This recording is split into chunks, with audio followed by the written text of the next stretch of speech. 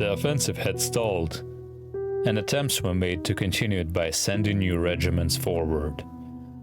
The goal was no longer to leave the siege of Leningrad. Now, the focus was on helping the Second Shock Army, which was surrounded near Luban. Reinforcements were coming from Tatarstan, Kazakhstan, and Leningrad. However, the Germans defended skillfully, and the front didn't move. When summer arrived, we switched to defense. The shooting became less frequent, and the roads emptied. The troops began to dig into the ground. We dug kilometers of trenches, built hundreds of shelters, and buried guns, vehicles, kitchens, and warehouses. We dug permanent latrines, as until then soldiers had fouled all the roadside forests. I became an avid digger, learned how to build log structures, shape any necessary detail with an axe, forge stoves and pipes from tin, and so on. Once, I even had to make a coffin. Usually, soldiers were buried covered with a greatcoat or a piece of tarp, or just as they were. But this time, Senior Lieutenant Silkin was killed. The authorities decided he deserved a coffin, and there was plenty of time to prepare for the funeral. We built a coffin. There were no planks, so we had to cut down a huge aspen tree and split it into thick boards using wedges. The coffin turned out monstrously heavy, gnarled and crooked, resembling a large chest. It took about 20 men to carry it. Nature around us was coming to life. The soil was drying up. The first grass appeared. The buds were swelling. As a city dweller, I felt a connection with Mother Earth for the first time. Inhaling unfamiliar scents and coming alive along with the surrounding world. The dystrophy was passing. From excessive work, muscles were building up. The body was growing stronger. I was 19. If not for the war, this spring in the forest would have been one of the most beautiful in my life. Birds were singing, buds were blooming. One morning, our sergeant crawled out of the dugout, let out a long, taut stream, took a deep breath, looked around, and concluded, "Yes, spring. Everything's burst into life." We were resting in defense. There were almost no casualties or wounded.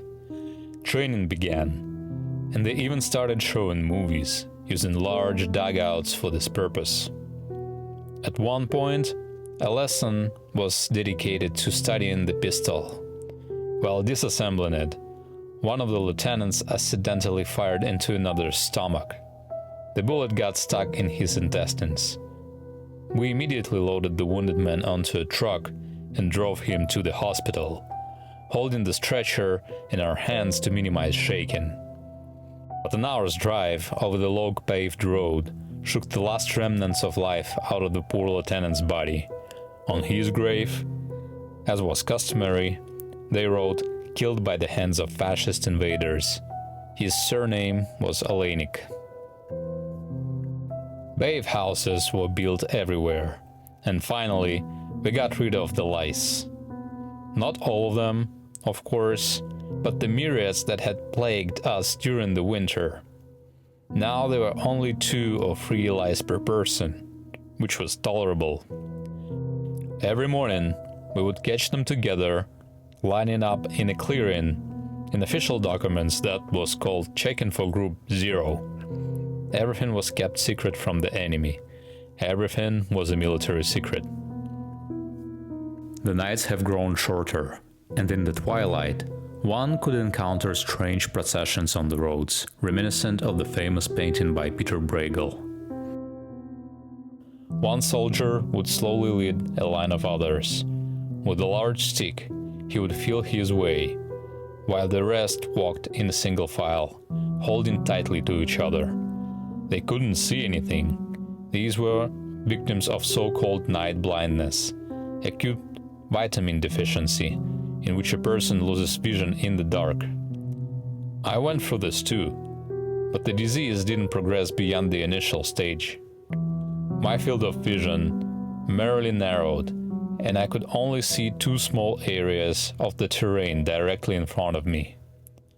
Darkness surrounded everything around them. Night blindness could be treated with vitamin-enriched butter, but it was stolen, just as regular butter was stolen. The disease persisted stubbornly among the soldiers. The dietary ration was very good.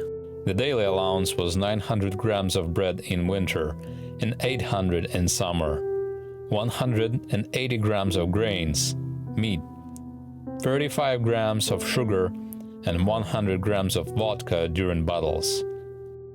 If these products reached the soldiers bypassing intermediaries, the soldier quickly became plump, content, and satisfied. But, as always, we have many good initiatives, ideas, and plans that in practice turn into their opposite. Food was not always available. Moreover, it was stolen shamelessly by anyone who could. The soldier had to keep quiet and endure. Such was his lot. Still, night blindness was not Leningrad dystrophy. People didn't die from it. Summer came into its own, becoming sunny, green, and full of berries. Nature caressed the woeful soldiers. The front had finally frozen, and we were pulled back to Pogostye, where the Germans had repeatedly tried to cut off the wedge protruding into their position from the flank. In summer, we didn't recognize the familiar places. The dugouts were flooded, the grave mounds had melted and leveled, as if they had never existed. After settling in anew, we lived relatively peacefully. The August offensive of the Second Shock Army, the so-called Sinavina operation, took place without us. We only heard distant rumbling and roaring, and saw armadas of German planes flying heavily above us to attack our comrades from the rear, who were perishing in the encirclement that the long-suffering Second Shock Army had fallen into once again.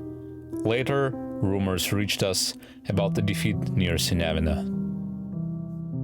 On one of the sunny days in August, we were lined up and, in ominous silence, we read the famous order number 227, prompted by the critical situation on the fronts, particularly the retreat near Stalingrad. The order, signed by the boss, Stalin, was always laconic, dry, precise, and hit the nail on the head. Its essence boiled down to approximately the following: not a step back. There is nowhere left to retreat. We'll learn from the enemy and create blocking detachments, which are obligated to shoot those who retreat. Commanders and commissars are given the right to kill cowards and panic mongers without trial. This is how the future victory was being forged. Chills ran down our spines, and we once again felt that we were participating in a serious matter. Winter began, and the cold returned. Now it was easier to endure. We had experience, but there was still plenty of suffering. At the end of 1942, we were uprooted from our settled places and relocated to new positions, about 50 kilometers north, near the Apraksin post station.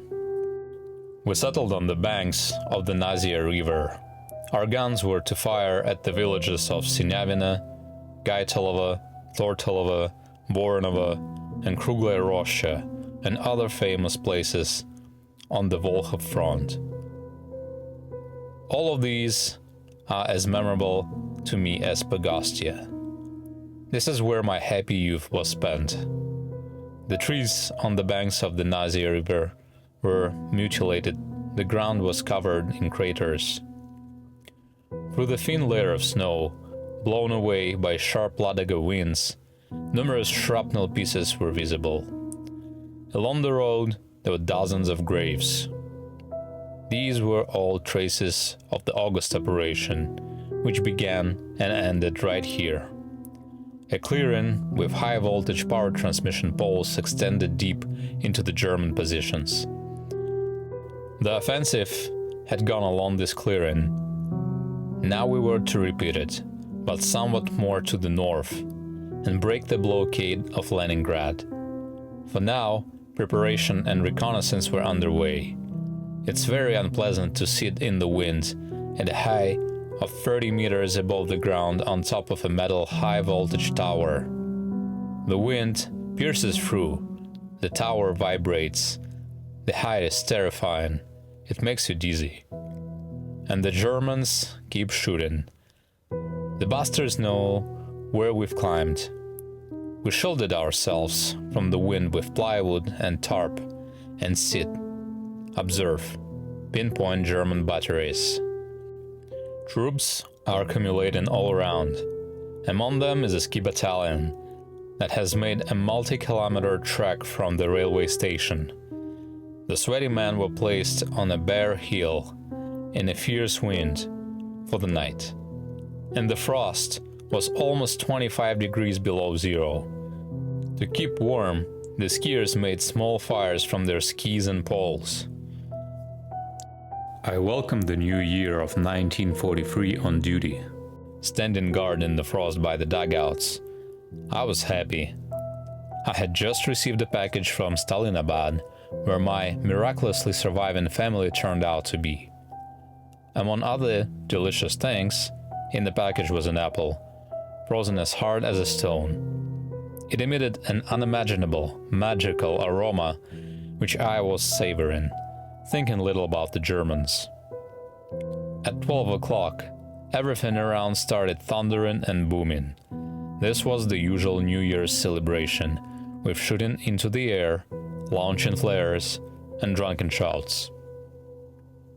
Then came the most brutal battles to break the blockade. The blood-soaked Krugler Grove, Gaitalovo, where regiments and brigades fell. After the blockade was broken, I was sent for some reason to the area where a new railway to Leningrad was being constructed. At night, from a truck, I saw how it was done. Thousands of people were dragging rails, sleepers, digging earth, driving in spikes. Frosty steam rose above them. Their ear-flapped hats, tied under the chin, made their heads shapeless, hiding their faces. It seemed that it wasn't animate beings working, but some kind of insects, convulsively, hurriedly, like termites rebuilding their destroyed home. In February, we were again in the Pogostye pocket. We participated in an attempt to break through to Smerdine Shapki, to join up with the Leningraders who had taken Krasny Bor. Again, attacks, the destruction of divisions, advances of 200, 300, 500 meters, and then a halt. We ran out of men. In one of the battles of 1943, I too ended up in the hospital, but that's another story. It would seem that this could conclude the narrative about the Battle of Pogostye, but unexpectedly, in the 90s, it received a continuation. A former German army soldier, Hendrik Wiers, tormented like me by the memories of the war, came to us, intending to visit the battle sites. He stayed in Kirishi with the German language teacher who translated my small newspaper article about Pogostye for him. Later, he found out my phone number and called me from Germany. It turns out that he thought in Pogostye right across from me. We were separated by a space of less than 50 meters. We could have killed each other, but fortunately we both survived. When Wiers came to Russia again, we met. We talked for about 3 days, and this was my first, quite friendly contact with a former enemy. Weers turned out to be an understanding, normal person. Belgian by nationality, he ended up in the German army, experienced all the horrors of war near Leningrad, and even on his way home from leave by sea, was attacked by our submarine. The ship sank, and Weers barely survived. At the same time, his home and his wife's home in the city of Emden were destroyed by British aviation. After the capitulation of the German army, Weers spent 4 years as a prisoner of war in the USSR. They understood each other, both victims of that cursed war, and he told me the story of his experience in the Battle of Pogostye. I was a soldier in the 1st Company of the 333rd Regiment, part of the 225th Wehrmacht Division. At the start of the war in Russia, our division was stationed in France. In December 1941, we were urgently transferred to the Leningrad front, as the German army's situation there had become critical. We traveled from Vignacourt, France, where temperatures were plus 16 Celsius, through Danzig, Libau, Riga, and Narva, by sea, rail, and foot, to Kundaya. Finally, we reached the railway embankment near Pogostye and took up positions 400 meters from the station toward the Zharok junction. From January 16, 1942, we held positions along the railway embankment. We had no winter clothing, only light overcoats, and in temperatures reaching minus 40 Celsius, even minus 50 Celsius, the wooden bunkers with their iron stoves provided little warmth. How we endured it remains a mystery to this day. Frostbite casualties were high. We stood sentry for 2-hour shifts, but were allowed just 1 hour to warm up. Days were short, nights were long and filled with relentless snowfall. At the first hint of dawn, Red Army soldiers would attack en masse. They repeated these assaults up to 8 times a day. The first wave came armed, the second often unarmed. Few ever reached the embankment. The main attacks were on January 27 and 29. On the 27th, the Red Army soldiers attacked our positions 14 times, but didn't reach it. By the end of the day, many of us were killed, many wounded, and ammunition was exhausted. We heard desperate calls of wounded Red Army soldiers in the darkness, calling for medics. The cries continued until morning, until they died. That night, battalion headquarters staff came to our embankment and brought us a machine gun with ammunition on sleds. Even the battalion commander wasn't ashamed to help us and moved from post to post to support our courage. This day, January 27, many of my friends fell and were wounded. The casualty list grew each day. By February 10, we had lost 6 company commanders and many other officers. I remember another episode. After Russian sappers blew up the railway embankment on my birthday, January 29th, creating a huge hole, an unfamiliar officer came to us, gathered several soldiers, including me, and ordered us to storm this hole. There were 2 Russian machine guns on the other side. We were supposed to jump into the pit. The officer talked about the need to follow orders, about military court, but as soon as he raised his hand and rose to the edge of the hole, he was immediately wounded. Medics took him to the rear, and we were spared from this attack. As the Russian army overcame the railway embankment and moved from Pogostye towards the Sertse clearing, we had to move from the village street of Pogostye into the forest, where a new defense line was built in the form of strong points. Here we suffered very heavy losses. Our first defensive point was 100 meters from Pogostye Street. There I was wounded in the head on February 8 and sent to the infirmary in Tosno. Here it turned out that my wound was light. After 14 days I was back at the front in the Shala area. Every night we transported our dead from Pogostye on sleds. In the Shala area, sappers blew up the ground and buried the dead in the resultant pits. Meanwhile, the railway was already in the hands of the enemy, as was the forest on both sides of the Serce clearing.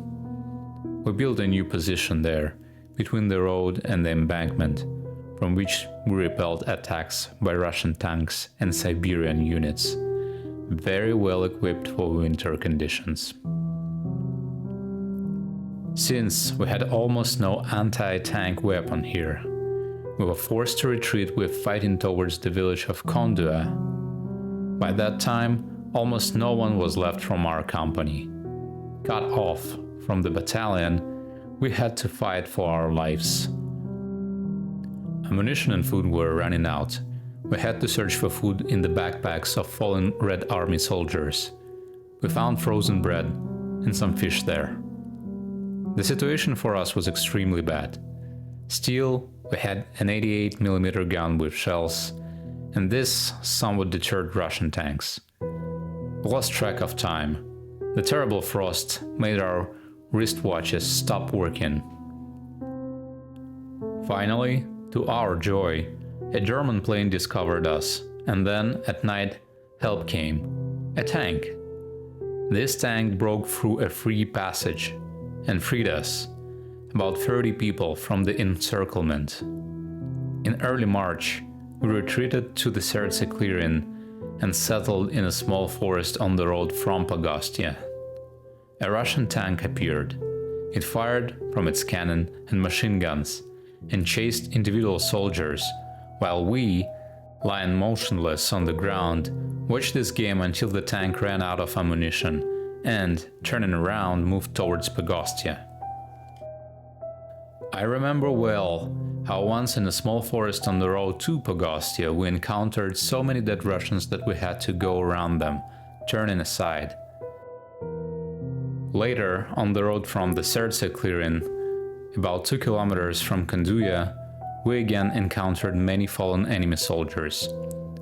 The headquarters of our regiment was located at the heart of Serce clearing. One morning, reinforcements came from the direction of Konduya, a marching battalion. It was fired upon from a small forest and directed to storm the enemy. Almost all who participated in the assault died. In May 1942, we were redeployed from this section of the front to a calmer one, to the Oranienbaum pocket, to regroup and replenish. To Weir's story, it can be added that almost all the soldiers and officers who came with him from France were killed, wounded, or frostbitten. Hendrik Weers passed away on June 2006.